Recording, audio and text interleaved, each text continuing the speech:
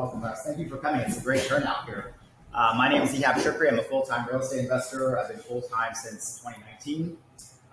Those of you who know me, you know I'm really passionate about short-term rental Airbnbs, primarily because that's been the avenue that's allowed me to create financial freedom.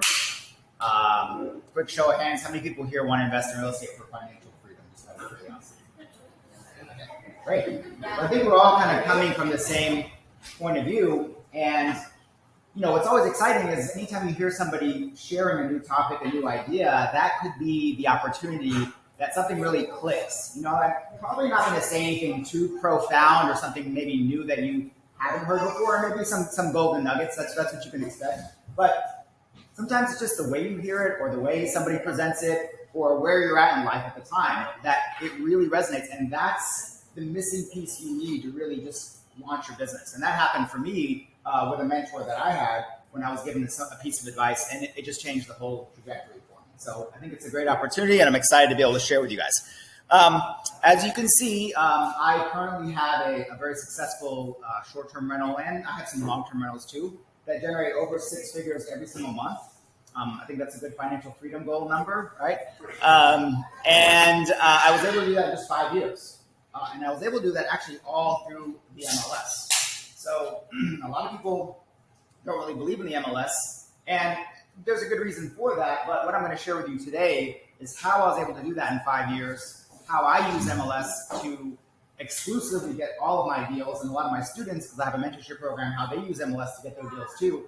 And at the very end, we're going to be doing a happy hour at one of my newest students' Airbnbs next week. So I'll invite you guys to that happy hour as well, so you can see a new person, brand new student, what their Airbnb looks like after they remodeled it and went through the whole strategy that I go through to teach my students how to buy properties. All right? So that'll be a great opportunity for you to see a brand new one.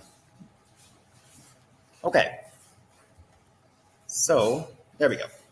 All right. So if you want to follow me, I'm always giving out great content on Instagram. I'm Rehab with Ehab because my real name is Ehab and I do rehab, so I thought that would be a good name. I like to create really cool Airbnbs. Currently, my business has 25 short-term rentals. I also manage 25 short-term rentals for other people. I have a handful of long-term rentals left, but I've sold most of those. One of my short-term rentals was actually featured in a Slim Thug music video not too long ago, so it's kind of a cool accolade that I have there, and it's actually getting pretty booked up by people who want to stay there just for that reason alone. It brings in 6 figures a month. I actually recently launched an app, and I'm going to show you guys the app today as I kind of walk you through the MLS and how I analyze deals, called Deal Smart Pro. So I think it's a great app if you're interested in help with that.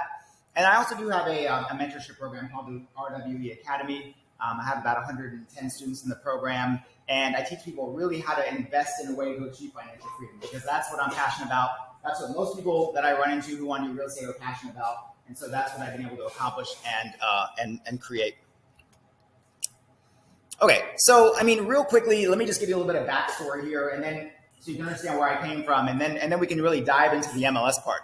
I didn't just wake up one morning and say, wouldn't it be great to own a bunch of short-term rental Airbnbs, right? Like, I've done the wholesaling, I've done the flipping, I've done the long-term rentals. I actually bought 12 houses, long-term rental houses in 1 year when I got started buying and trading.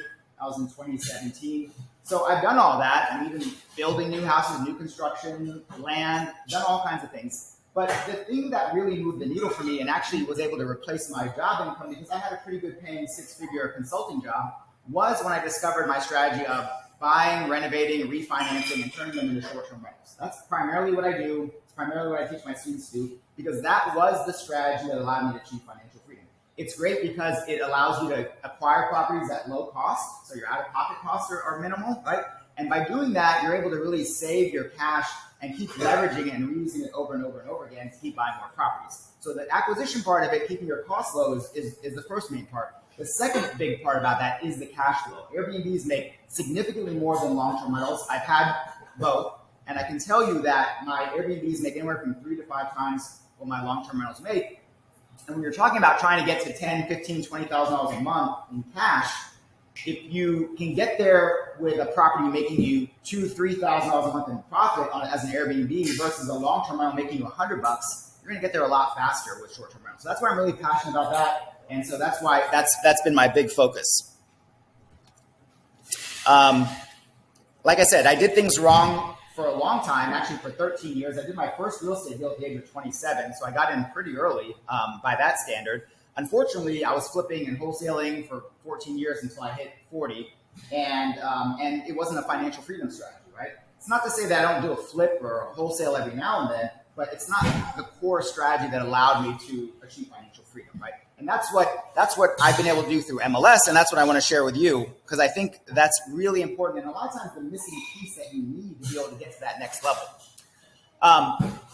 Hopefully you all share this same philosophy as I do, because for me, entrepreneurship is doing the things that most people aren't willing to do so that you can live your life like most people can't later on, right? So as long as you're willing to adopt that mindset, that approach, and put in the work now, you'll be able to reap that reward a lot later.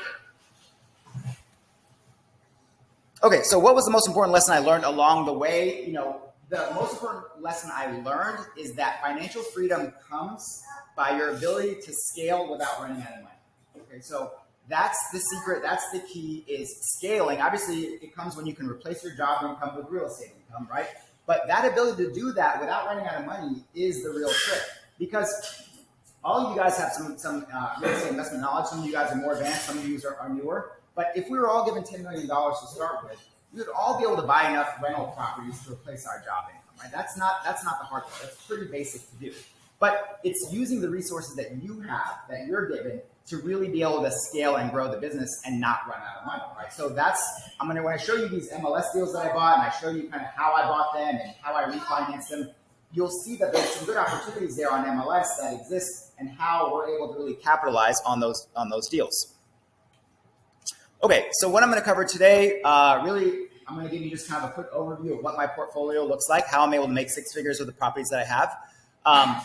My ideal target property on MLS, so these are the properties that I go after. The search criteria I use on MLS to be able to find those properties.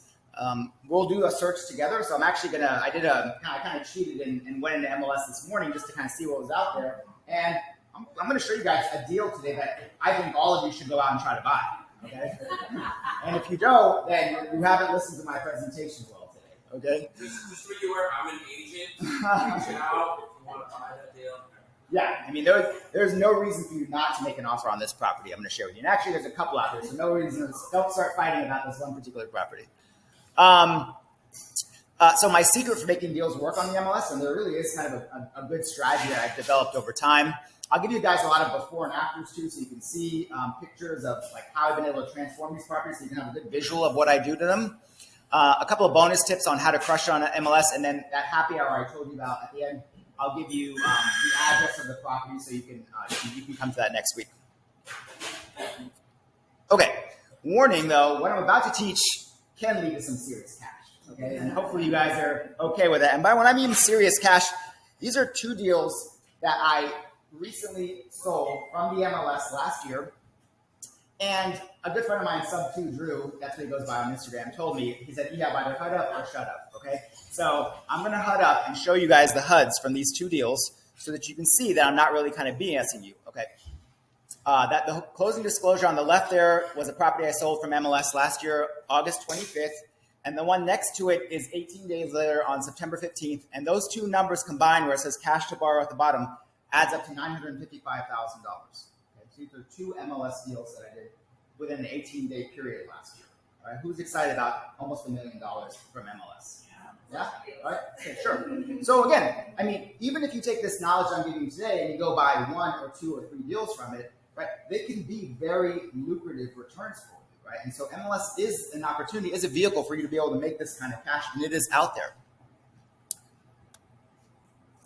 Okay, so how was I able to grow to six figures a month in just 5 years using only MLS? Well, as I mentioned, when I got started buying and holding, when I hired a mentor when I turned 40 years old, and I said, "Look, I've been flipping, I've been wholesaling. What did I do wrong for 13 years to not achieve financial freedom?" And my mentor said to me, "You need to buy and hold properties. Right? That's the key to building wealth." And I didn't know that. I didn't understand that, even though probably to a lot of you that makes a lot of sense.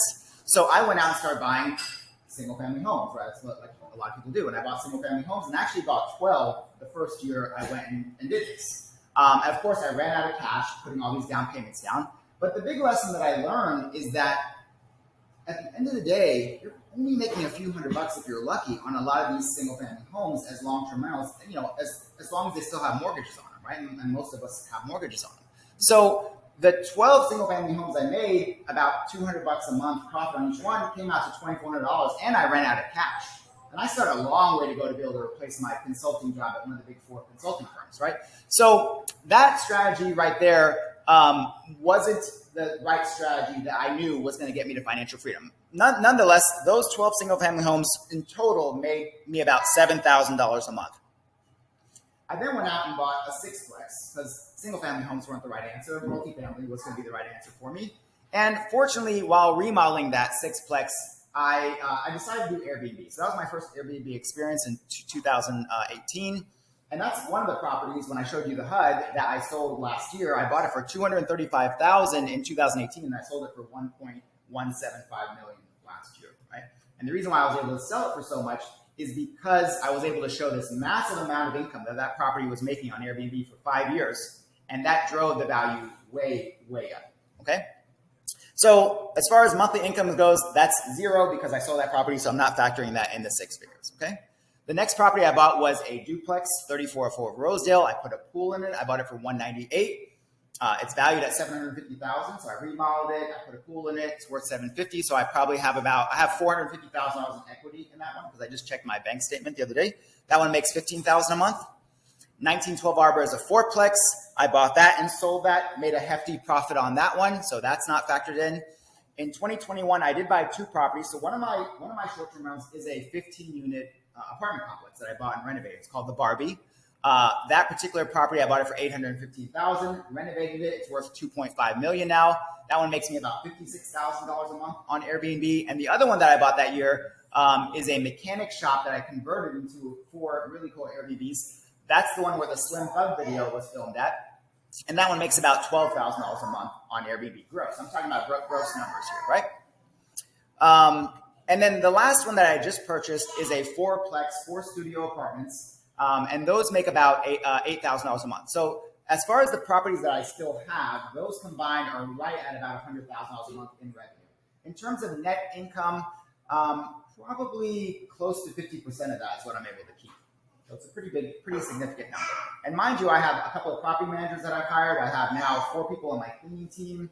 I have, what else do I have going on? Maintenance person. So several people that I have. But because I bought these properties at such a low price and I renovated them, I have fairly low mortgages on a lot of these properties. $2,500, $3,000, pretty low mortgages, considering that they're making $15,000, $8,000, et cetera. The mortgage I have on the Barbie is only $10,000 a month, and that's the property that makes $56,000, right? So after I pay my cleaning and my taxes, insurance, all that stuff, I'm probably walking away making around $25,000, $30,000 just on that one alone in net profit. So that's kind of the journey, and here are the MLS listings from when I bought those properties. So all of these properties came from the MLS, okay? So the real question becomes how was I able to do that? Well, MLS is not going to be the tool that's going to get you 1 or 2 deals a month, right? But it's a great tool to get you 1 really good deal a year. And over the 5-year period that you saw me kind of build my portfolio, my goal was just to get 1 really good property to add to my portfolio because of how much money they make as a short-term rental. I don't need to necessarily acquire 1 or 2 a month. I'm trying to acquire 1 or 2 a year that's going to add 2,000, 3,000, even 10,000 or more to my portfolio, especially since now I'm comfortable enough going after larger apartment complexes like a 16-plex. So that's my goal, and if that's something that you're interested in and you want to follow that same path, that's really all you have to set up as a goal as well, is just to try to pick up 1 really good deal a year through the multiple listing service. Okay, so let's talk about finding properties real quick. My target investment areas are typically, 1 of 2 types of areas. Either they're going to be a little bit more blue-collar neighborhoods, or they're going to be these really up-and-coming transitioning areas, okay? And so, again, like I said, the first criteria I look for, and when we go into MLS right now and we do a search, you're going to see the very first criteria in this whole equation is it being a fixer-upper property, right? So if you think about what are the areas in Houston or other areas that you can find fixer-upper properties, those are kind of the areas to consider. This zip code right here, 77009, is a great zip code. Edo, east of downtown, a little bit further, Greater Eastwood, the East End revitalized. So that whole part of Houston that's kind of northeast of downtown. Third Ward, a lot of my properties are there. Fifth Ward, there's a lot of changing happening over there. So think about where are the fixer-upper properties in Houston where the areas are transitioning, and that's really your target area, okay? And then in terms of what kind of property I look for, well, I think I pretty much kind of laid the foundation that it's going to be a fixer-upper, and pretty darn ugly. The uglier, the better. A lot of times they're vacant. Most of the times they're vacant, although not always, but usually vacant. I want to make sure that it's going to cash flow, so that's kind of something that I look for. And it's a lot easier to cash flow with short-term rentals because they make so much money. But I try to make sure that they're going to cash flow as a long-term rental too, because I want to have a backup strategy in case things happen. I know recently, like the mayor announced, kind of cracking down on short-term rentals. That was something that came up and has been chatted a lot in our Facebook group. But the reality of that, and if you look at kind of historically how Houston operates, is, Houston is the Wild West as far as zoning and real estate goes. So I don't see anything changing as far as not being able to do Airbnbs in Houston, but they probably will regulate, which is similar to what other cities have done, require some sort of licensing or regulating around that. And the best part about regulation is that regulation favors the people that are doing it right. Okay, so if you're going in, you're renovating the property correctly, you're operating it correctly, you are following the laws and the guidelines that Airbnb provides, then you're going to be one of the people that's really going to be successful. And as the regulation kicks in and starts weeding out the people who are not doing it right, that's just going to drive the income up for everybody else that's going to be able to survive and stay in the business, right? So I'm actually all for the regulation because I know that I'm doing things right and my students are doing things right. And, I think it's something that could be welcome to Houston. I personally buy things that are within my home, 30 to 45 minutes, or my work, which is actually right next to my home as well. And then I only am buying at the 70 or 75% rule, right? So I'm buying it at 70% minus repairs of the after repair value. Like that's the goal, because that aligns with the financing that I use and allows me to refinance and cash out as well. Okay, so how do I do my searches on MLS? So I start with the zip codes that I kind of described to you, the ones that have transitioning areas. So the ones that I particularly like, and I actually left off 77009, which is what we're in right now. That's a great zip code. 77004 is Third Ward. 77011 is the East End revitalized. 003 is Edo. 021 is right near that kind of U of H area there. So those are probably primarily the ones that I have properties in. Okay? I'm sure there's others out there. So again, feel free to kind of think outside the box of where you see these kind of opportunity zones are. I also then filter on single family and multifamily for me because I'm interested in multifamily properties. And 5,000 or larger square foot lots. I'm not interested in like smaller lots because when we start talking about how I make MLS work, you're going to see that I'm a serious value add investor. Like I figure out ways to drive the value up on these properties, and having a kind of a little bit of a larger lot, minimum 5,000 square feet, allows me to add the additions and do the things that I want to do to really drive that value up. I then sort the price from low to high. And then I look for the fixer-uppers, right? You can quickly identify the fixer-uppers from the pictures. A lot of times I'll make offers on properties without even going and looking at them because the pictures let me know that it's going to be kind of a full renovation, full plumbing, electric siding, so I can do that. Other times I'll just walk it really quickly and make sure.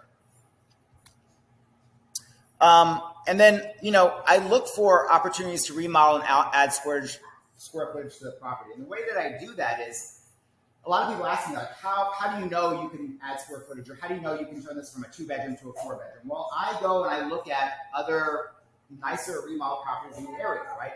If the property I'm looking at, for example, is 1,500 square feet and it's a 2-bedroom, 1-bath, and I can see that there's recently sold a 2,000 square foot home that's a 4-bedroom, 3-bath, well, then I know in 2,000 square feet, I can make this property a 4.3 if I just add 500 more square feet to it. Right? So I kind of use the sales, the comps, the for sale properties in that area as kind of like a blueprint to help me figure out what my strategy is going to be for this fixer-upper property. And then I compare, obviously, the final product of what mine's going to be, the size, the look, the design, to the other sold nice properties in the area to come up with my after repair value. Okay, that's kind of a classic move right there. Lastly, which is kind of covered up right here, I do all this analysis in a tool that I created called Deal Smart Pro, and I'm gonna dive into it so you guys can see it as well. But that helps me figure out exactly like a good estimate of what my rehab costs are going to be, what's my loan to value is going to be, how much I'm going to have invested in the property and my total purchase and rehab, how much I'm going to be able to refinance and cash out on the back end if I'm planning on keeping the property, or if I'm planning on flipping it, it'll tell me how much I'm going to make as a flip profit. So that's kind of how I do my analysis. And it started out as a spreadsheet that I used to do analysis, and I just kept developing it into now kind of a full-blown app that me and all my students use, and other people use it as well. It's actually starting to be used more widely. Okay, the other thing you want to do is when you do these searches in MLS, you want to save that search and set it up so that it can automatically notify you in your email. Okay, so there's a really good expression that says you can't steal in slow motion, right? You can't steal the good deals, pick up the good deals if you're late to the game. So a lot of the ways I'm buying great properties is because I'm getting notified about them immediately in my email. I'm setting up these zip codes, I'm setting up these search criteria, and I'm telling HAR to notify me anytime something like this comes on the market or something gets reduced. And so I get those in my email directly, and I jump on them right away. Like I call the agent that day or the next day, but I'm calling them fast, right? And again, as you get more experience, you're able to identify the good deals a lot faster, right? So when I see something in a certain zip code, 77023 or 77004, I immediately know, okay, it's 2,000 square feet. I recently just remodeled a 2,000 square foot home there, and the after repair value was X because of the appraisal I got. So I'm quickly able to identify good deals, right? And just through practice and time, you'll be able to do that as well. The other thing you'll be able to do over time is be able to have a good vision of what you can do with the property, what square feet you can add, how you can add square footage to it, and where would you do that to be able to turn it into a really nicely renovated property, right? And again, I have 2 remodels going on right now in these areas, and so this morning I drove by them so I could take a picture and a video of kind of like where they're at right now. And so I'll show you a little bit of the before and where they're at right now so you can see kind of the change and what exactly I'm doing to these properties to make them stand out and achieve the high after repair value and all of that. Okay, so let's give it a try. Any questions up until this point? All right. Well, yes. I have a question. Yeah. So a big part of union process is the rehab element, right? You're assuming because you're saying do it right so that when regulations occur and everything, you've done it right. So you're going through full permitting process, getting everything done properly. Do you have like a fantastic checklist of when you're submitting plans for a permitting approval, include the window lengths, the height, all this stuff so that they don't keep recycling you and adding another 10, 20, 3 months to your rehab process? Did you build that out? Or are you still running into challenges every time with permitting? Not too big of challenges. I mean, my architect has that checklist, so he does that when he comes up with the plans for me. So you're depending on a third party there. Yeah. And I'm really big into like leveraging your team, because I'm not an interior designer, I'm not a great architect, I'm not a great electrician. So you'll see that I leverage my team a lot. It's a big part of my success in this business. All right, so let's give this a try and see how it goes. And this is where I'm going to show you guys some deals that I just found last night, actually, and I think there'd be great opportunities for you as well. So here I am in HAR.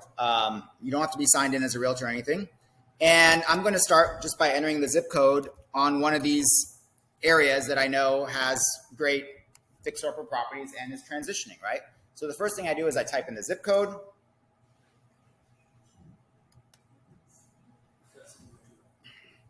So 77023, this is kind of greater Eastwood area. This is just right outside, it's kind of the next circle right outside of Edo. Edo is east of downtown. And then going back to the list that I shared with you, I'm going to filter on single family and multifamily. So single family and multifamily. I also like to filter on the lot size because, again, I don't want the townhomes showing up in there. So Just filter on 5,000 square foot lots or bigger. And then that should be enough for me to search. So you'll see we'll get quite a few houses that will show up on this list, 75. And the next thing that I do is sort from low to high, because the lower priced, the fixer uppers are going to be the lower priced ones, obviously. So here we are looking at 77023. From here, it's just looking at the cover photo to find the fixer uppers, right? And seeing which one kind of stands out to me. When I did this last night, just looking at the cover photo, I mean, I think we can all pretty much tell this is a fixer upper, right? So if I click on this particular property, and this, by the way, is the one I think you guys should be making an offer on, just FYI. But 5741 Burwell Street, okay? Looking through the pictures here, it's a fixer upper. If I were gonna go into Deal Smart Pro and do this analysis, I would kind of mark it as a full gut or a full renovation to help me come up with my rehab estimate pretty quickly. But again, just kind of scrolling through these pictures, I think we're kind of all on board that this is a fixer upper. All right.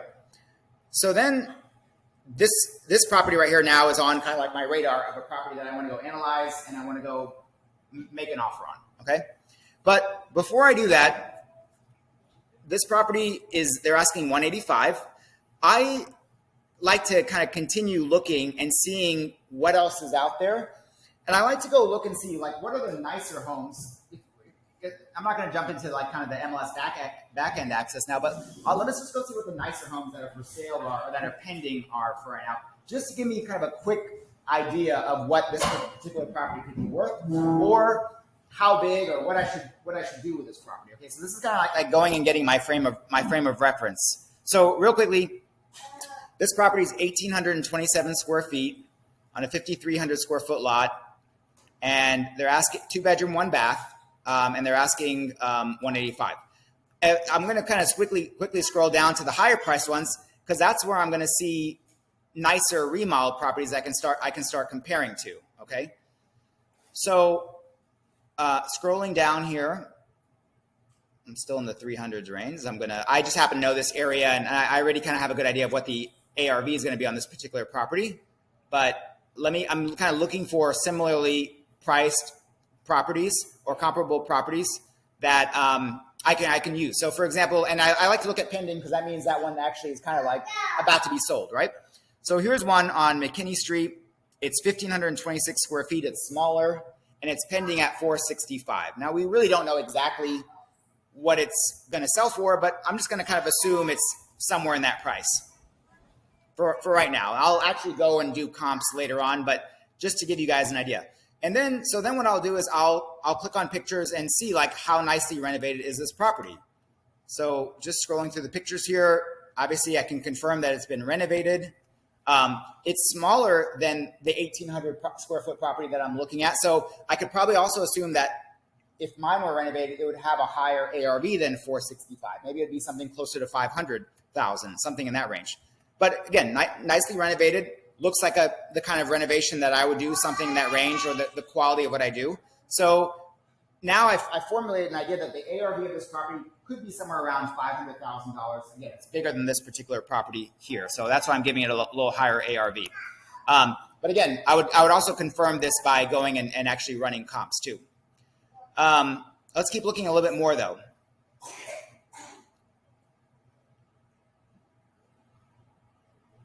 Here's another one, 469, pending, 2,000 square feet. Again, so that's pretty close. So again, maybe the ARV is somewhere around there. Another one, 489, 1920 square feet, very close in size. These are 3-bedroom, 2 baths. So again, I'm starting to formulate an idea. Like if I need to make mine a 3-bedroom, 2 bath, I could be somewhere around this after repaired value here. I'll keep looking a little bit more. Here's another one that I thought was really interesting. It's a bigger lot. I actually know who renovated this one. His name is Jeff. He's a friend of mine. But this one's pending at 574, right? And this is only a 2,000 square foot house. So it's only 120 square feet larger than the one I'm looking at. but really nicely renovated. So again, 3-bedroom, 2.5 bath, 2,045 square feet. So let's say $200 square feet larger.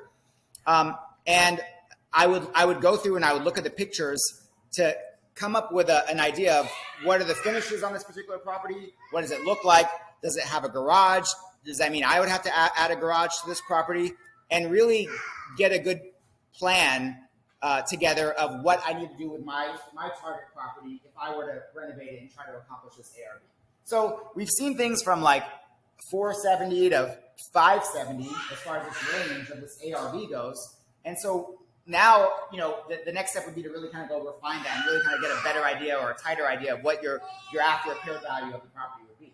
But we know they're asking 185, I believe, and we know we're going to be somewhere around 500, 520, 480, somewhere in that range. So we know we've got some meat on the bone, and this could be a potentially really good deal on MLS, right? After this, the next thing I would probably do is just do the analysis real quick in DealSmart Pro. So when I go to dealsmartpro.com,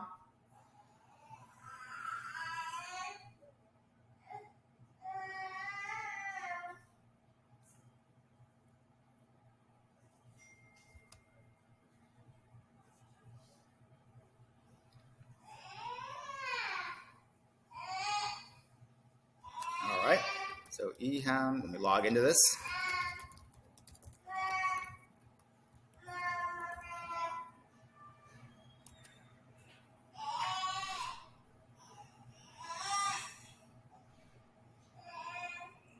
All right, so this is kind of where you start when you log into DealSmart Pro.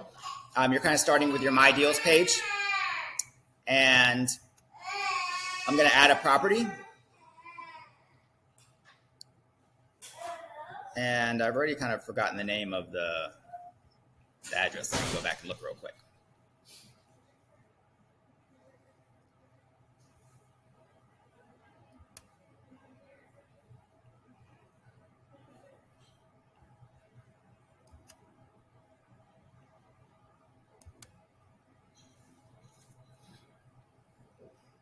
This whole process normally takes about 5 minutes, but on this Wi-Fi, it might take like 30 minutes here.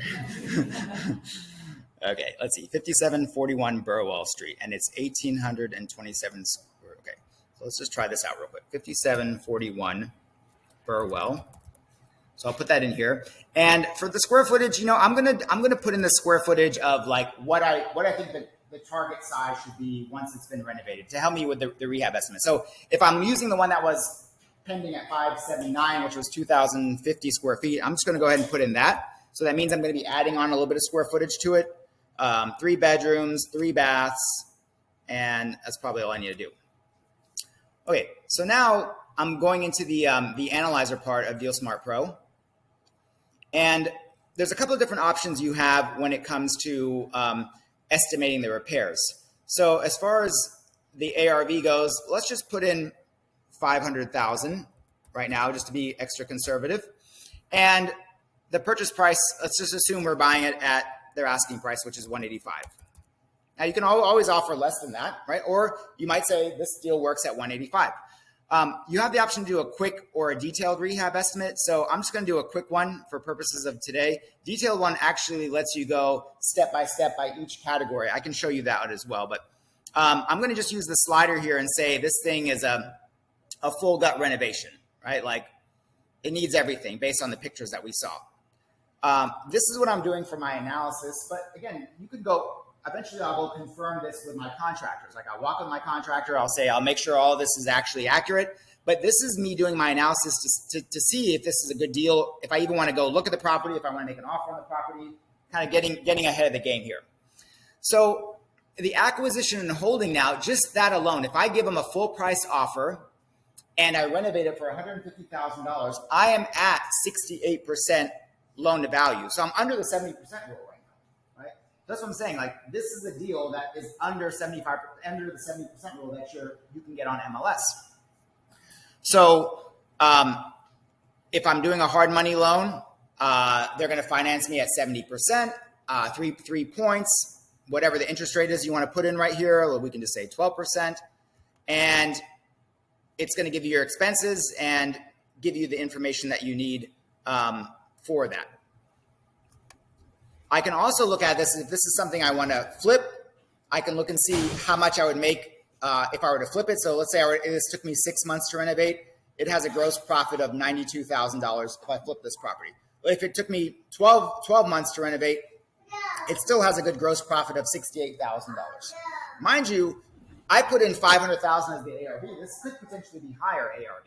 And I actually, based on one of the properties I'm renovating in this area that I'm going to show you pictures of a little bit later, that one appraised at $547,000. So it has a higher ARV than $500,000.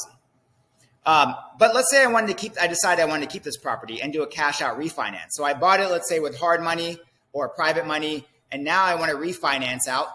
And my bank that I use refinances me out at 75%. They charge me 1 point. They're currently giving me a 7% interest rate, and they amortize over 20 years. So that's what I'm putting back here. According to Deal Smart Pro, I'm going to be able to cash out on the refi around $31,000 on the cash out refinance. Right? So you're not having to bring a lot of money at closing because you're buying it under 70%, and you're going to be able to cash out on the back end once you're done with the renovation. So for me, this is a sweet burr deal. Okay, and because I'm going to turn it into a short-term rental, it's going to be a sweet burr B&B deal for me. Okay, this is right up my alley right here. So, and by the way, the happy hour is in 77023, so it's going to be right around the corner from this house right here. So it'll be I think a great opportunity for you to see kind of the area as well if you're not familiar with that zip code. Okay, so I can continue on here. I can analyze the rent as a long-term rental. I can analyze it as a short-term rental. But I think you're kind of getting an idea of how I go through and I do this. Now, real quickly, if I go back to the purchase and rehab, let's just say it's worth $547, like the one that I had appraised in that area. Well, now you're at 62%. If you look at the top here, you're at 62% loan to value. So again, way under the 70% rule. You're definitely going to be able to buy this. If you use like my hard money lender, for example, you're definitely going to be able to buy this property with no money out of pocket. They wouldn't require me to bring money out of pocket on this deal. And on the refinance, you're going to cash out $66,000 on the refinance. And the flip profit goes even up higher, $133,000. That's if you remodel and sell it in 6 months. Okay. Yes. What are you considering under your plumbing, Yeah. foundation, roofing? The quick estimate, let me just show you real quickly. The quick estimate kind of takes a price per square foot. So like for the full value, $75 a square foot, and multiplies it times the square footage of the property. The detailed rehab estimator, if you wanted to actually walk the property and come up with something more accurate, you could go to the detailed estimator and start selecting step by step the condition. Demolition, does it need demo? Does it need foundation repair? Does it need framing? And you can select the condition of the property. It's a little bit subjective, obviously, because the categories are no repair, minor repair, major repair, or full replace. And so you can do a little bit more of a detailed walkthrough that way. But hopefully you can see between me showing you very quickly how I found this property on MLS and how I even compared it to things that are pending, and then plugging in Deal Smart Pro, how this is a great deal. This is a great MLS deal. And it's I'm going to probably add a little bit of square footage to make it happen like that. Questions about any of that I shared? Yeah. Do you like a separate Google sheet where you have your own calculator that you made over time, or is this like tools? The Google Sheet has transitioned to this now. Yeah. So I don't use that anymore. Yeah, this is all I use. Yeah, and this is, by the way, $9.95 a month, so I think it's pretty darn cheap. That's a 14-day free trial if you want to try it out. Yes. So you're going based on appraisal, but not based on necessarily in the neighborhood. As you know, appraisal amounts sometimes a lot higher than what necessarily selling actually in the neighborhood at the time, right? Well, no, I would be going off comps. I'm using the appraisal not just because I know but what's. For your refi is what I'm talking about. So you're doing the burnout. So you're not actually selling it. You're going to be going based Yes. on their appraisal amount, even though the house that say is identical to this, but that's 575, but lower to 550. You're Yeah, yeah. So it doesn't really matter that on the market it might go down 550. Yeah, Going totally based on the availability of the permit. yeah, exactly. Yeah. But again, I mean, the good thing about this is you can play out those different scenarios. Like if it appraises at 550, how much would you cash out? If it appraises at 525, how much would you cash out? It's still going to be cashing out something significantly, right? So, and again, for me, again, going back to what I said at the very beginning, because my strategy is financial freedom, and I know financial freedom is the skill of being able to grow your portfolio without running out of cash, right?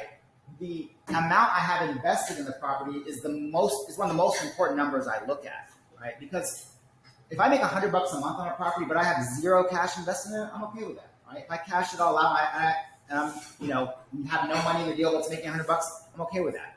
On the flip side, if I'm making $5,000 a month profit on a property, but I have $300,000 invested in that property, that's not good for me.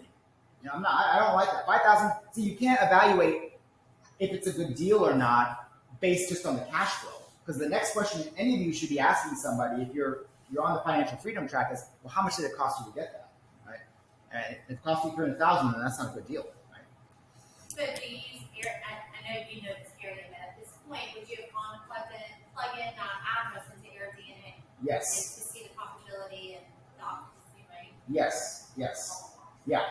And if I were to continue with the analysis on DealSmart Pro and go to that short-term rental section, which is the last section on there, I would go into AirDNA and I can show you because I have a property in this area I'm renovating, and I actually am managing a property for somebody else in this area. Her property is a 4-bedroom, 2-bath, and I think AirDNA came back and said that she would be making $40,000 a year gross on this property. My property that I'm renovating, that I'm going to show you, is a 4.5. And AirDNA came back at like $70,000. So having those, I think I talked about this last time, having those bedrooms with their own ensuite bathrooms is a huge benefit, right? And it's a huge benefit if you were to go flip it, right? Because people would like that. People would really like that. Okay. So any questions about how I found the deal, what I looked for, how I analyzed it? Questions about any of those things? What is this software that you're showing? This is DealSmart Pro. This is the software that I built. Yeah. It's www.dealsmartpro.com. It has a 14-day free trial if you want to give it a shot. Do you often, for the MLS, do you go after, do you often go in at asking price, or do you go under? I mean, I know it depends based on the numbers and everything, but Yeah, it's all this. average. Oh, on average? A lot of times I'm pretty close to asking price. I'm pretty close. The property I'm going to kind of a few slides down that I'm going to share with you guys. My 4 studios, I think they were asking $250, and I got it for $220, so I was $30,000 below asking price. I'll share this with you a little bit later on, but I'll give you some more tips about making your offers. Questions? So real quickly, just so you guys aren't all fighting over that one property, which you should be. So just to let you see, again, if you keep scrolling down, just to let you see how great of a deal that is. Okay, so this is the property here. They're asking $101 a square foot. I know you guys, it's kind of hard to see that. But let's scroll down here. And let's look at this rust bucket right here. Again, no idea what the agent is thinking. Oh, I tried zooming in actually. Oh, okay. Well, let me zoom back out again.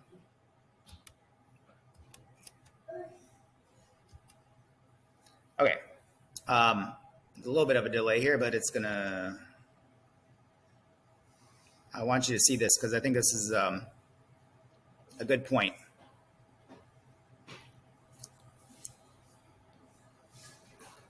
Okay.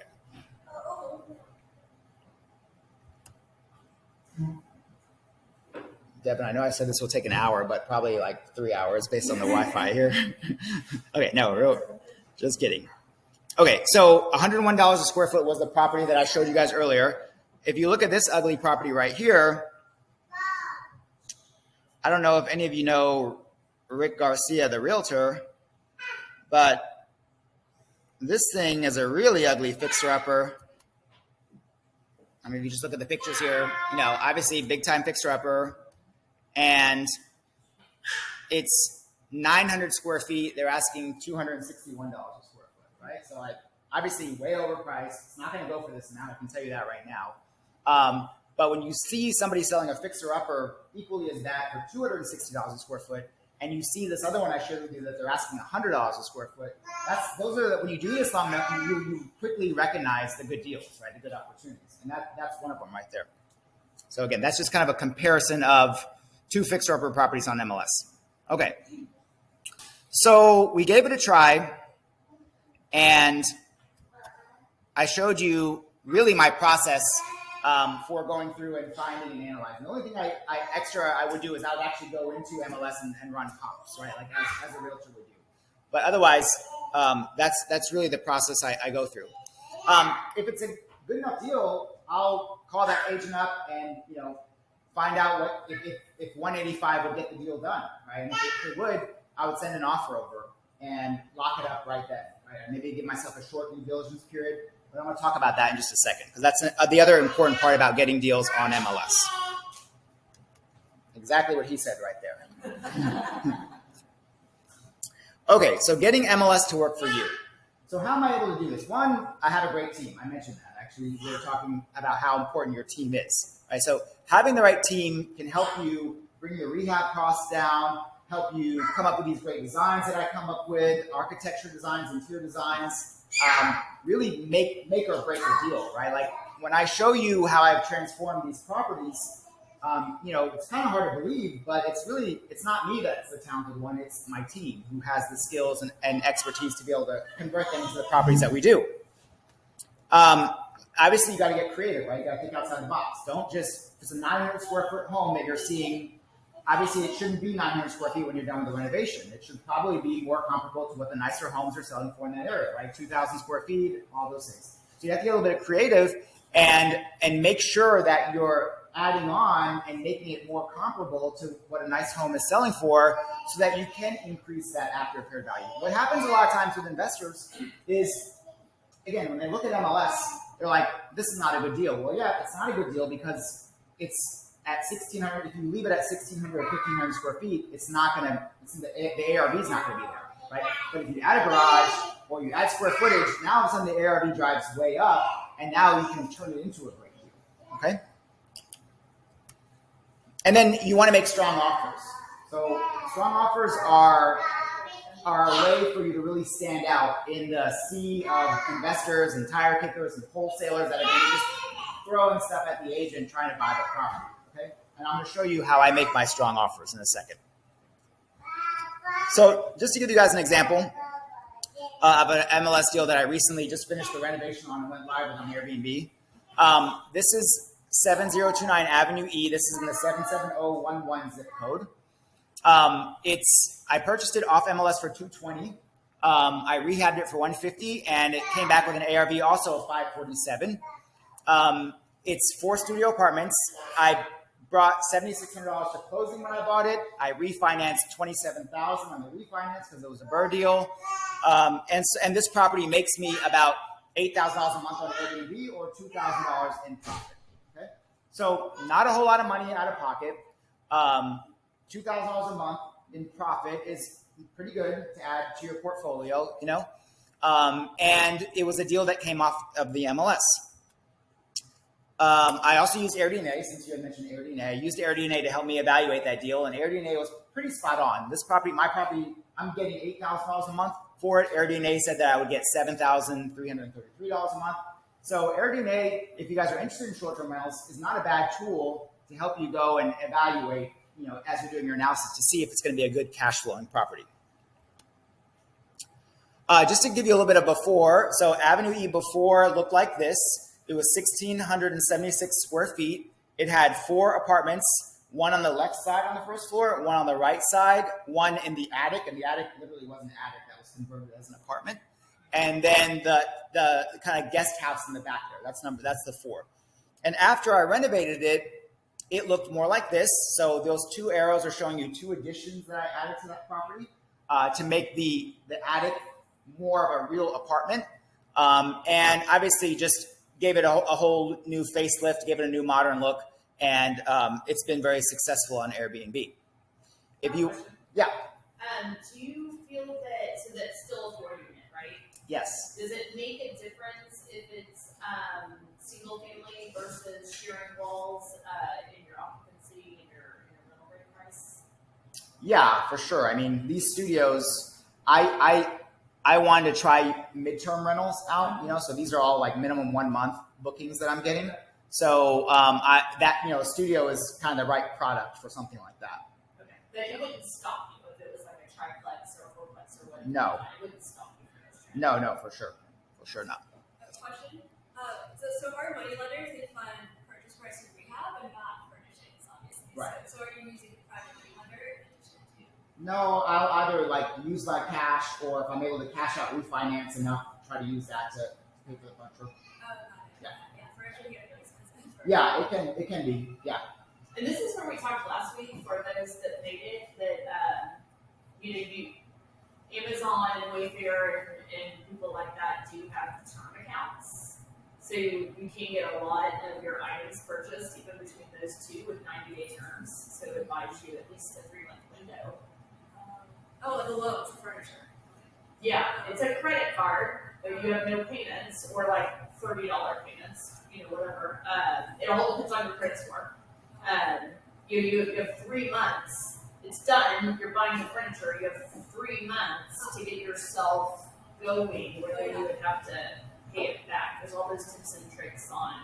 You don't want to over leverage yourself, but there's tons of tools out there for keeping your cash free until your property is producing and it's paying for itself. Just to show you guys how the converted attic turned out, I'm just going to click on one of these just so you can see. But this is my listing on Airbnb. This was the attic. Like I said, it literally looked like an attic. It had really low ceilings, and it was like a triangle shape because the house had a gable like that. And probably on this Wi-Fi, I'm not going to be able to show you guys real quickly the photos of them all. But I mean, this is kind of how it turned out. With the addition, this kitchen right here is the side addition that I added to the building. So that's this right here.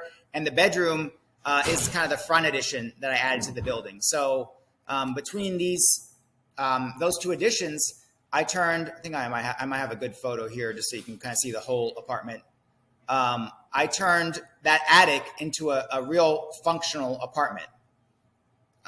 So you're kind of getting an idea of it here. Like, this is the bedroom. This is that front square addition that I added. And this is kind of the back entrance to the property. Here's the back entrance. You can see back of the house. So again, I got real creative. And getting creative and doing a high quality rehab is what allowed me to get that after repair value that I needed to get to make this deal work off of MLS. But you're having an architect help you. Yes, for sure. Yeah, for sure. Engineer. Yeah, creative guys that help me. Yep. Okay. I have a question. Yeah, So you converted it in a 4-unit. What was it for? it was a 4-unit before. Oh, was it 4-unit? Yeah. Okay, so how was I able to make Avenue E work? That's the 4 studios I just showed you. Well, I increased the after repair value by adding square footage, right? We talked about that with the 2 additions. Used an architect and an interior designer. It also has a tiny home in the back, which kind of adds a really kind of cool factor to it. Allows me to get more on Airbnb with that.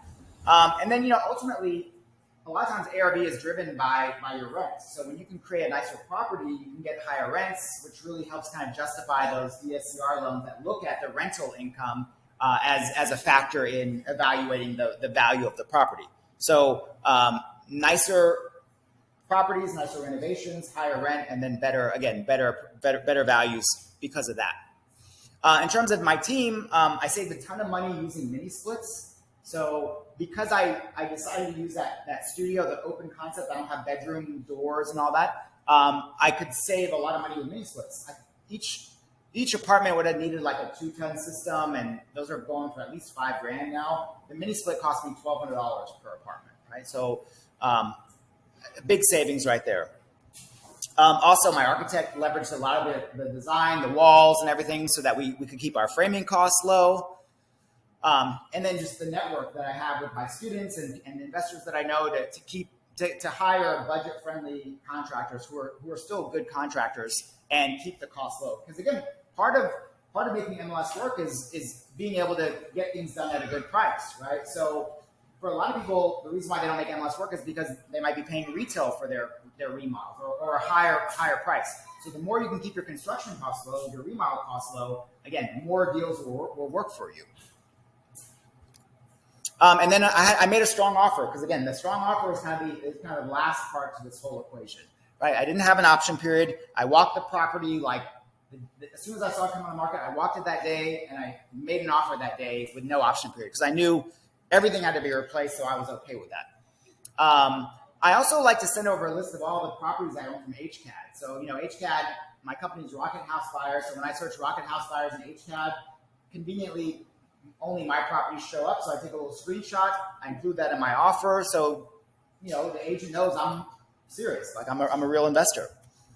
I closed in less than 3 weeks because my hard money lender has no problem doing that. And I bought it as is. It actually had tenants in the property. So this one is one of those kind of exemptions from the rule of it being vacant. It had tenants. And part of what the seller didn't want to deal with was removing a lot of these tenants who weren't paying, right? So I removed that hassle for them by saying I'll buy it as is, and I'll get the tenants out so that I can renovate the property, right? So you want to make it as easy, hassle, drama-free transaction as you can for the seller, and that again will help you to stand out in the sea of multiple offers that they might be getting. So when people say you can't find great deals on MLS, they're right. You have to create them, right? So that really is the moral of what I'm talking about. Yes? So everything really, like the critical component depends on your general contractor, like how well they can do scope of work and price things out for you. But like if you're doing these type of full-on rehabs, I mean like $100K budget can become like way over budget. It's not 50 at the end. So how do you deal with things that go way out of budget, or you find all sorts of plumbing problems, electrical problems. Yeah. So, I mean, yeah, budget's certainly something that you have to keep in mind. I probably manage it by buying the ugliest of properties and knowing that everything is going to get replaced anyway. Right? So, all new you don't just fix plumbing in one area; you replace all the plumbing. Replace everything. When you've already opened up the walls already, you're going to have to replace the electrical. You're going to have to put insulation and sheetrock. So I kind of budget because those are the properties I go after. Just like the example I showed you guys earlier for $185,000 that I searched on a car. That's going to be a full renovation. Right. But again, you have to have the right team. You have to have the right knowledge, some training, and that's what a lot of my students I teach. And I give them my team and I give them my contractors and I hold their hand through the process. It is scary, but it's also highly, highly rewarding as well. So pretty much everything is a full-on tear down, like nothing is salvageable. Pretty full gut. Most of the stuff that we go after on MLS. Yeah. I've got a question. Yes. So when you make these offers, you're talking to the listing agent. You can have your own agent. It varies, So yeah, I like to go straight to the listing agent. A lot of times they'll say we want you to be represented by somebody else, so then I'll go to one of my realtors that can make the offer for me. Other times I buy it directly from the listing agent. I've done both. Did you offer the asking price? This one, what they were asking, I think 240 or 250, and I got it for 220. So I was like 20 or 30,000 below asking. Let's talk about making strong offers. Strong offers are a way for you to stand out amongst all the other offers that an agent might be getting. And I really find that there are 4 parts to a strong offer. Most importantly, though, you want to make sure that you're having a conversation with the agent, or that your realtor is having a conversation with the agent. I never just send over blind offers. Like I call the agent, I talk to them, I build rapport, I get them to get to know me. I let them know that I walk the property and, it has all these different things that are wrong with it. And based on that, I think it's somewhere, the offer price should be somewhere around here because the rehab is going to be somewhere around this number, right? Like it's a dialogue, right? It's not me mandating that this property is only worth 120. It's like, hey, Mr. Agent or Miss Agent, I walked the property. The foundation's bad. I was able to see that. It looks like it's going to be a full renovation. I'm estimating this to be around 150, 170 renovation work. Where are you guys at on that? Oh yeah, somewhere around there. Okay.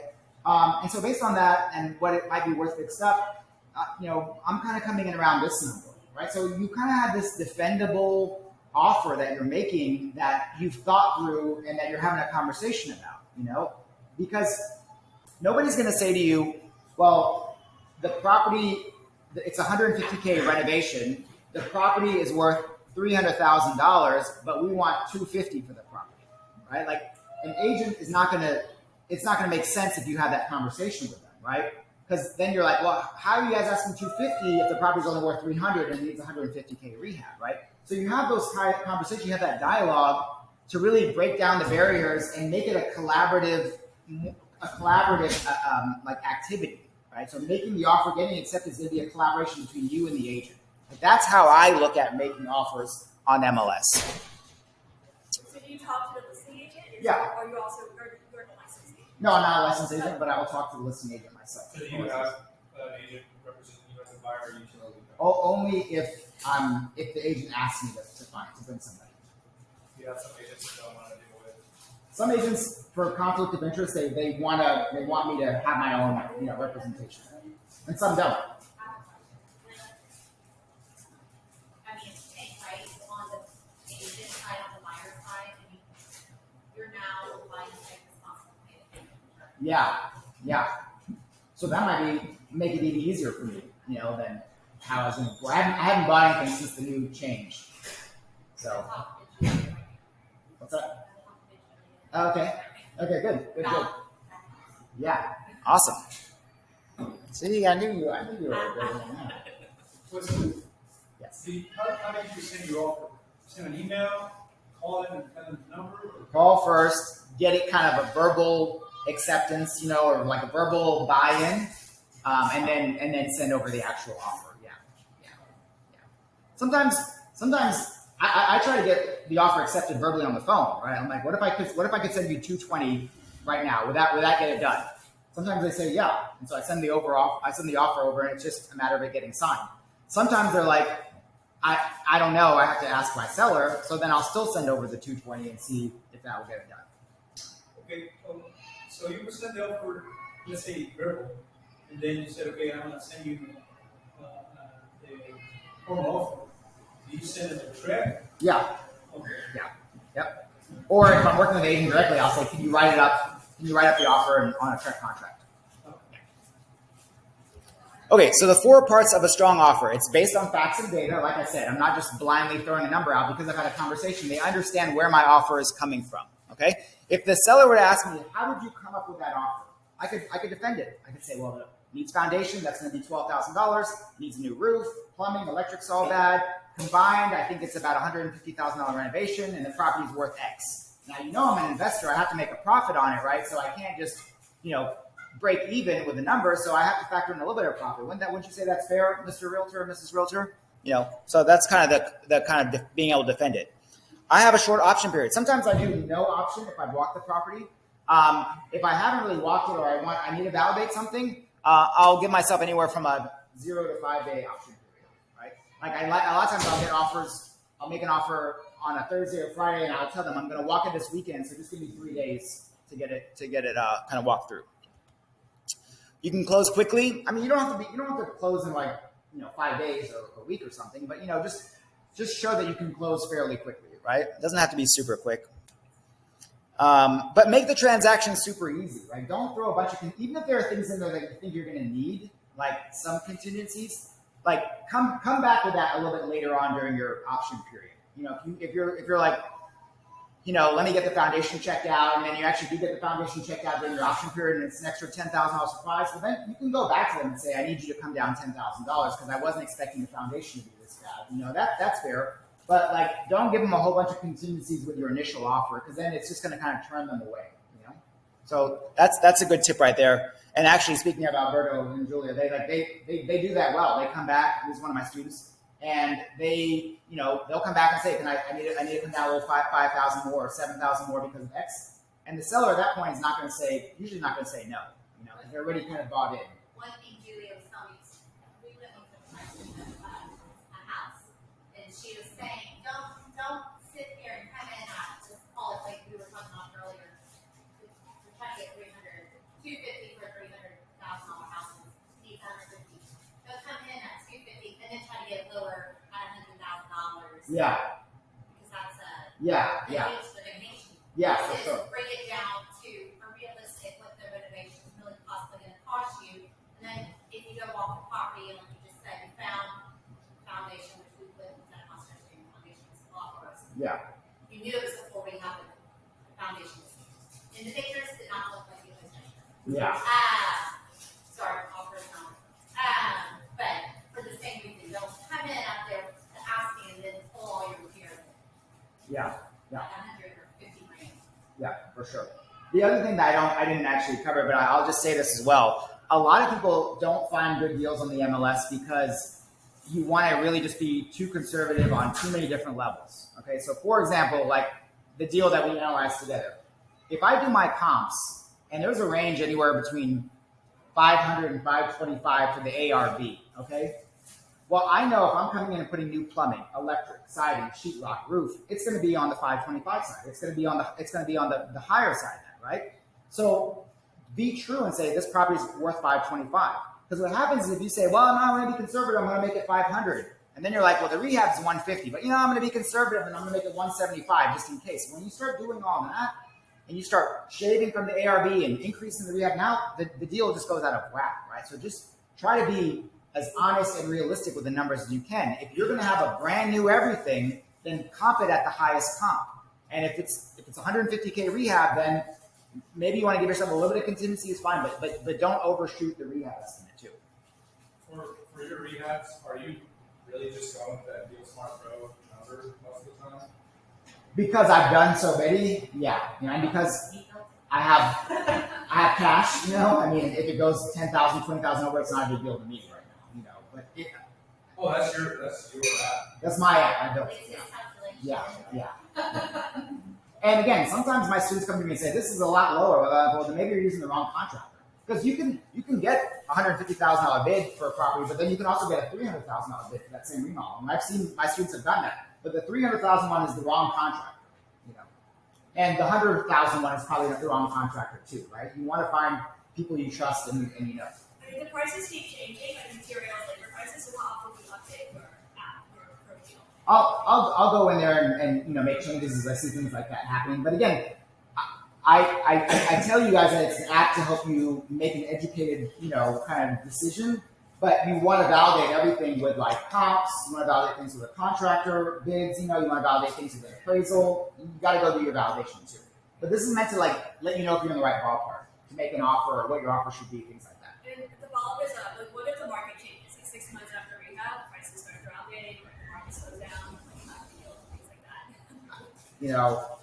I mean, unfortunately, that's just the nature of real estate investing. I mostly keep everything, so for me, it's not a big deal. But it's a consideration. Yeah. Do you only have the Houston area in the app, or is it other San Antonio off? No, you can plug in other addresses, and you can also, as far as the rehab estimate goes, you can make your own changes. So if you're in an area that's more expensive, you can make some changes to the calculation so it can work better for you in your area. Okay, so other ways that you can make your offer stronger. So like I said, I go into the tax records, I search for my company name, and I'll send them over a list of my properties so that they know I'm legit. Sometimes I'll send them over bank statements just to let them know that I've got what it takes.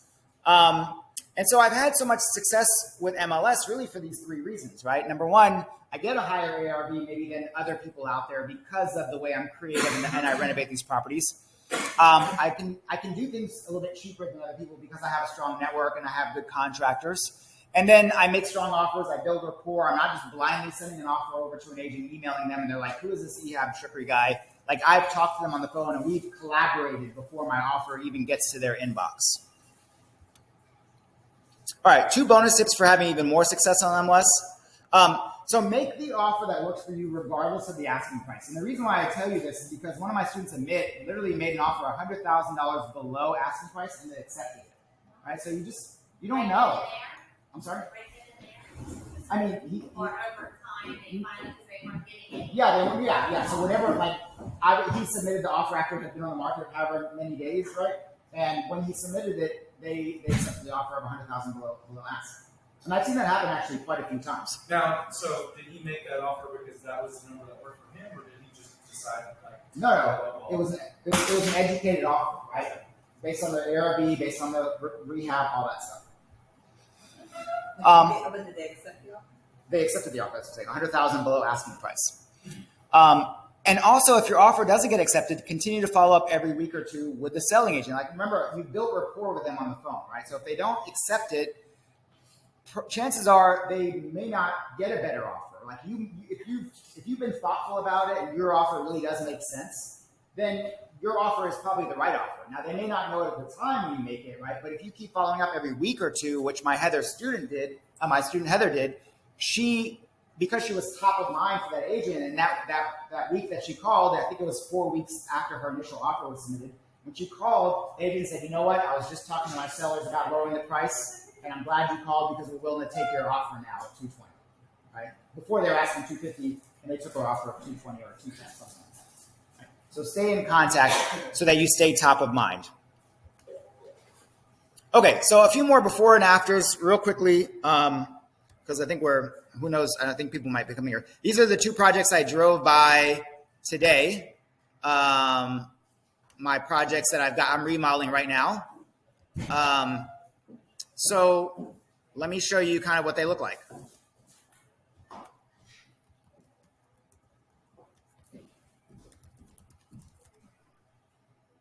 So one of them is in this 77023 zip code that I found that deal in. It's, Google Maps.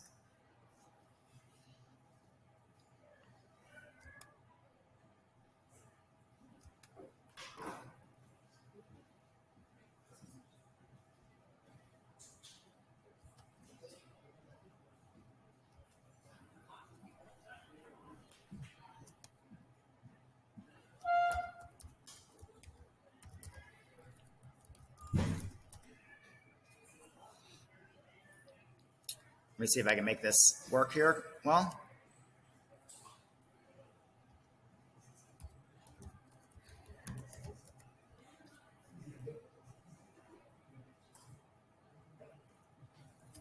come on, computer.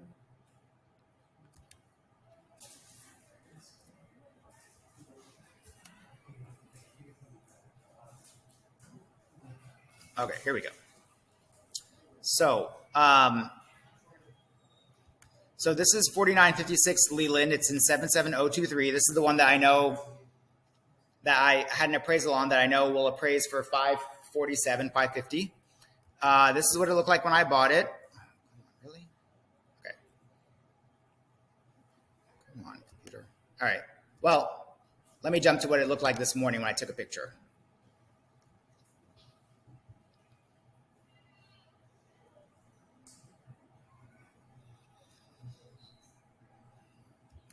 Okay, so this is what it looks like this morning. This is an addition that I added onto it right here so I can make this front bedroom more functional, kind of updated with this board and batten design. It should get painted in the next week or so. This is the back of the property. So it had a one-story addition on the back right here, and I went ahead and made this a two-story, and I extended it across here to give it a covered patio. All right, so I added, this whole second story is added square footage that I added to the property. And then if you want to see kind of what it looks like in the inside, I did kind of a video here where I walked through it this morning on the inside. So this is kind of like where we're at now. One of the things I like to do is put these high ceilings in there. So I literally cut out the first floor ceilings so I can make it vaulted ceilings to really give it a good modern look. Because a lot of these older houses have 8-foot ceilings in them, or smaller. So that's kind of giving you an idea of where it's at in the remodel right now: master bedroom, bathroom, etc. The other property that I bought is on Velasco Street. It's in Edo proper, 77003. This one's a little further along, so this is what this one looks like now. Also, you can see I added kind of an addition here. This was a one-story house when I bought it. It's now a two-story house. So this one has a little addition here that I added for the front. And then the back as well, I added, this is what the kind of addition in the back looks like here to get it to be 2 stories. And then last but not least, this one, I did a video walkthrough right now this morning, and it's already sheetrock. The guys are priming it right now. So this is going into the master bedroom, master bathroom. I put in, standing shower, freestanding tub. I'm putting in kind of custom shelving in the master closet. Double vanities. This one I bought for $340. The other one I bought for $240. This one I'm planning on selling at $595. The other one, coffered ceiling here. This is the office.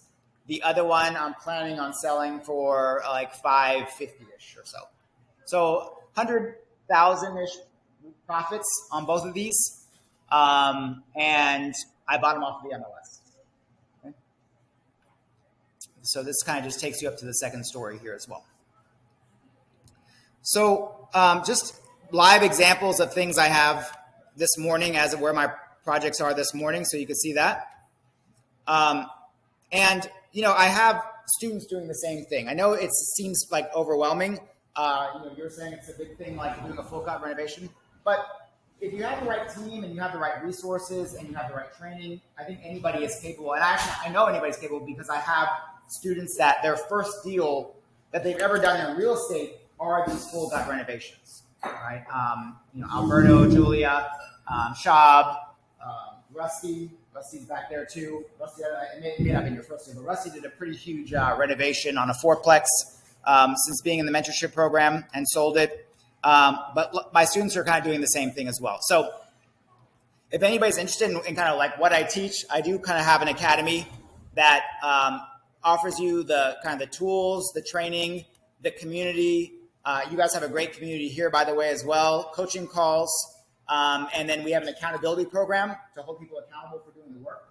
So that's what the RWE Academy is.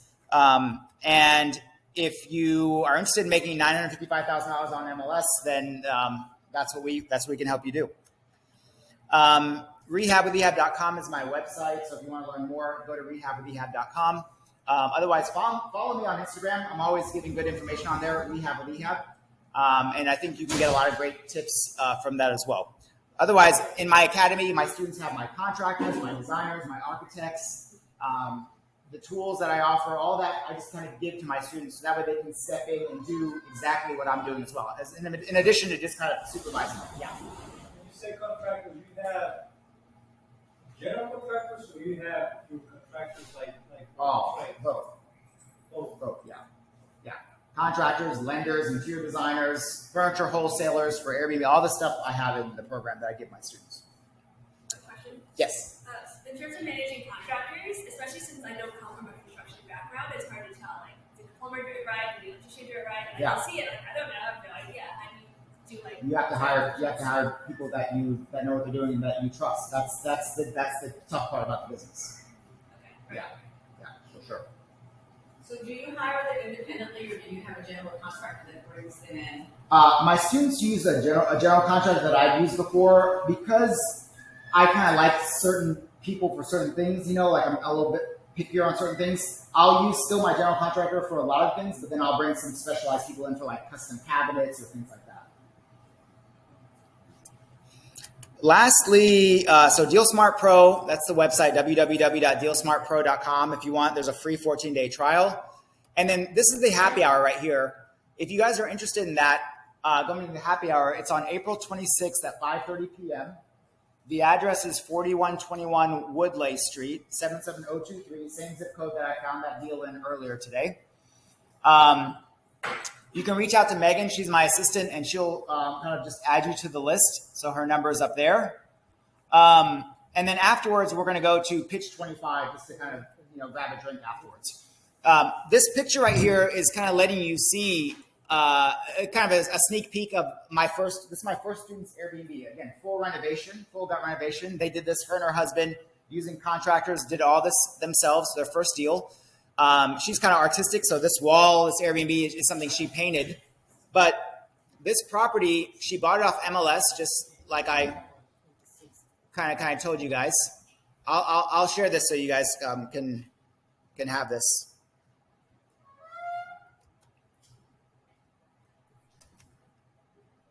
But this is I wanted to show you the MLS listing, assuming the internet cooperates, so you can see what it looked like when they bought it.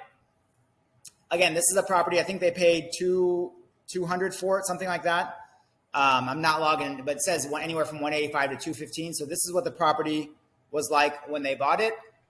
And obviously they went through and they did kind of a full renovation. I can't remember if they added on to this or not. I believe so. I walked it the other day and I couldn't tell because they do such a good job. You can't really tell that there's additions that were done. But this was the property when they bought it off of MLS, what it looked like. And so next week at the happy hour, you can see it should be furnished and ready to go on Airbnb. So next week you can actually see how it turned out for their first deal. All right, so it's pretty, again, incredible what they're able to do. I'll put that other slide back up so you can have the address and Megan's number. And if you have any questions, I'm happy to help you guys out. Yeah, questions? So this was all about buying deals on MLS. Do you do off-market deals as well, or just? I buy some wholesale from wholesalers. So I'll buy some wholesale deals here and there. I don't do any marketing for deals though. Like I'm not about direct mail. I mean, I've been there and done that when I was trying to be a wholesaler, but yeah, I don't like doing that. Yeah. Cold calling, none of that stuff. Right? Like you got to build the business the way you want to live your life. Like that. Otherwise, why are we going and doing all this, right? So if you're doing a bunch of stuff that you don't want to do, then it's time to change it up. Before you got to a point where you could leave a corporate job and you were doing the investment in properties, were you financing through the hard money lenders that you're still using today? Yeah. Mostly. And then when you convert from the initial loan and you're converting it to the STR refinance, are you doing your STRs as the SCR loans? They're because I have a good relationship with a small local bank. They're just like portfolio loans in that bank, and that's who I refer a lot of my students to just this bank as well. It's Central Bank if you're interested. But a little bit more of your question. As I started getting more properties, like I kind of get this like 3-year itch. I like to sell my properties after that point or so. So sometimes I'll just sell them and do big cash outs. So when I go buy something else, I'll put 20% down and kind of break my rule. But that's because I can afford to break the rule. Otherwise, if you don't want to put 20% down, that's going to use up all your capital, and then you can't go buy more properties. Right? Question? Yeah. Wasn't there a meeting in the city a few weeks ago, penalizing or combination with Airbnbs in the city? Yeah, I talked about that a little bit earlier. I think the city is looking to add some kind of regulation around that, and I think again it's happening across the country. Houston makes, just FYI, I think about $9 million a year off Airbnb in hotel taxes. So we're not going to try to lose revenue, right? But they are probably going to try to make sure it's regulated because that's kind of the thing to do that everybody's doing, right? So probably will require some sort of licensing, but if you're doing it right and you know what you're doing, you're going to be one of the ones that does well. What are your thoughts on the platform and how it's evolving in terms of like fees, fines, stuff like that? Airbnb? I mean, it's very host friendly. You only pay 3% as a Airbnb host on every reservation, so it's kind of a nice deal as a host. So I mean, I think it works well. Airbnb is really popular in Houston, so I'm not really on a lot of other platforms. Like I was on Booking.com for a while. I hated it because because people can ruin your property and you not collect. Airbnb gives you $1 million policy on every reservation. So if somebody damages your property, they'll pay up to $1 million for that one reservation. Yeah. Another question. So when you do decide to sell your properties, like it's going to be using Airbnb, I Yeah. assume, and so typically do you just sell it for share or Yeah. do you ask them to just maintain it? All the above, yes. Sell as furniture. Yep. Sell the furniture. The sixplex that I sold for 1.2 million, I'm actually managing that property for the person that bought it from me. So I'm continuing to manage that for her. A fourplex that I sold for $95,000. I sold it as an Airbnb. They continue to operate as an Airbnb, and I just found out they put it on the market for $950,000 right now. So The lady who bought four places, she sold it. yeah, she has it on the market for $950 right now. Yeah. So You maybe started that just a few months ago? no, that one I sold a couple years back. Have you always managed your own stores? I have until I bought the 16plex, and I knew when I was renovating that. So I went from 12 Airbnbs to adding 16 right then, so it was going to go 12 to 28 or whatever. So I knew at that point it was the time I needed to get help. So I hired two VAs to property manage now. Were you still working full time when you started management, or did you? Yes. You still work? When I lost my job, I had 12 Airbnbs, making about $40,000 in revenue, and I was keeping about $20,000. What are your thoughts on like the big property management companies like Evolve or I don't really know what it's called. Yeah.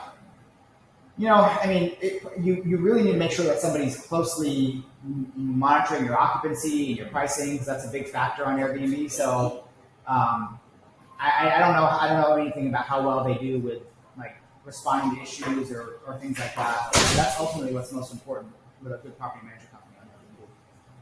Did you mention you use DAs for your property management? I have two VAs, yeah. How do they go and sand out the property after guests have left? Things like that. Oh, I also have four a cleaning manager and 3 cleaners that work for me as well. So you mentioned that you sold several of your properties. So what do you sell? They're not cash flowing, or No, not at all. They are cash flowing. It's what I do. Like for example, the sixplex I sold for 1.2 million.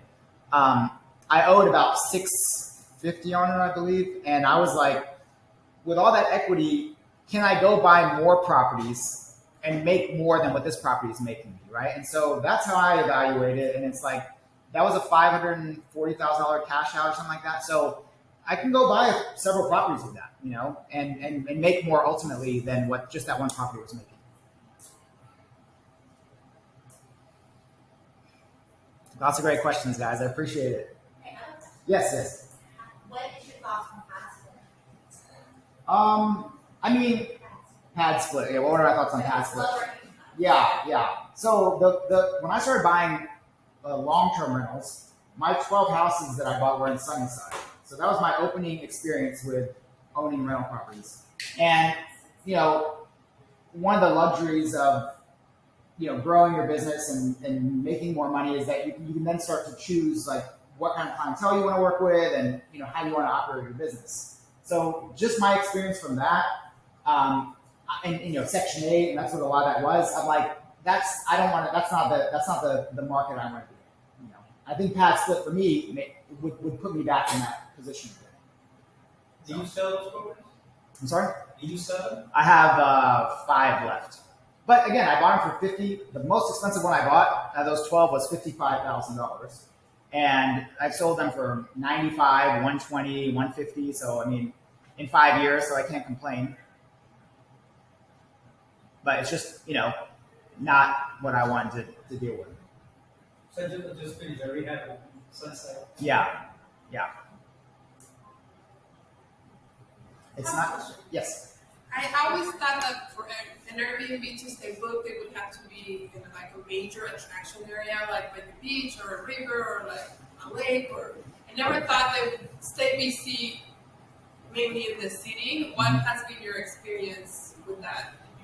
Great, right? I mean, we have an amazing opportunity here in Houston with the Texas Medical Center. There are people that come from MD Anderson like around the world.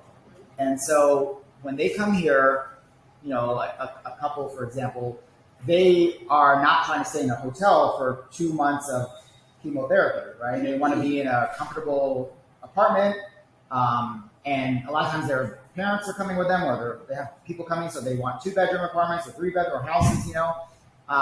And it brings in a lot of people, you know. And on the same side, it also brings in a lot of traveling nurses because they come support the medical center as well. So for that reason, Airbnb stay really booked. We do have attractions here in Houston. Believe it or not, people will come here for the Space Center. People will come here for the museums, concerts, all kinds of things.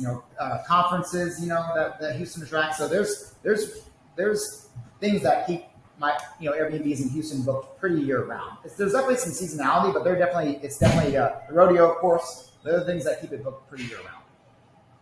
Yes. Are you doing your midterm rentals also through Airbnb, or do you handle that differently? I do. I do have them on Furnish Finder too, which is for traveling nurses, but they get booked up so fast on Airbnb that Furnish Finder hasn't had a chance to really.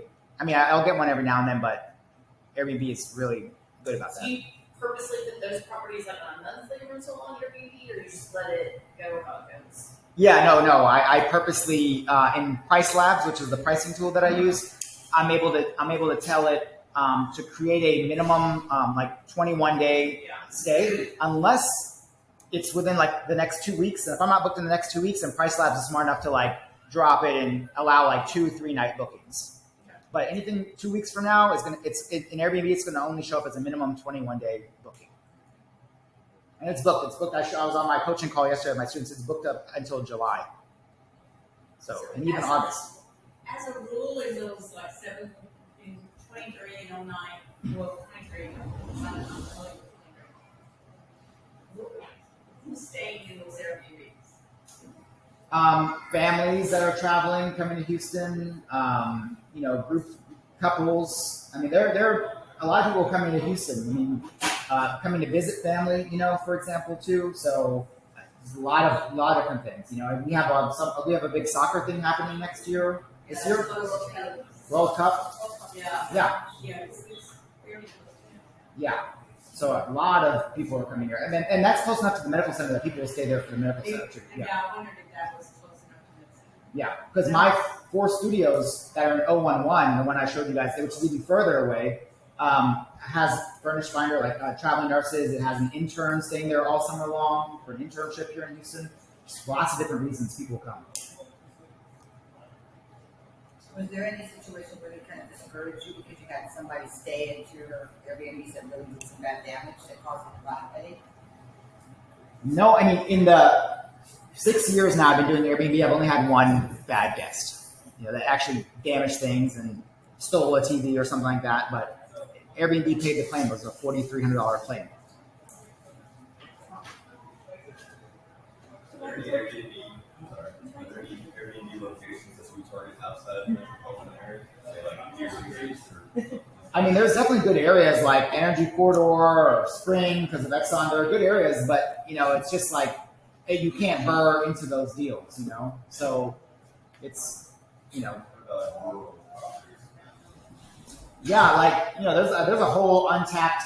Well, not untapped. I haven't tapped into tiny homes on the lake someplace, or cabins, or all the different cool stuff that you can do too. But it's something that I'm actually looking for my next one, to buy land and do something cool like that. Like a 1 hour away from Houston getaway that gives people a good kind of cool glamping experience or something like that. Yeah. The sky's the limit. Your imagination is the limit. That's all.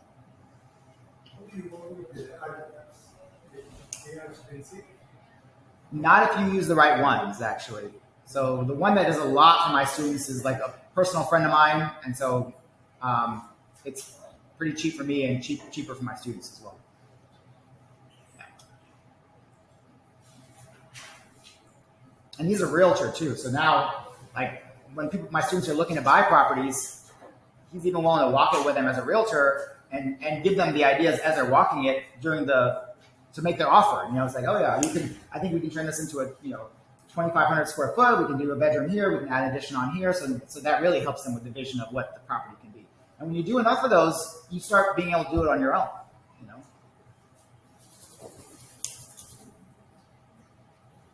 All right. Thank you so much. Appreciate it.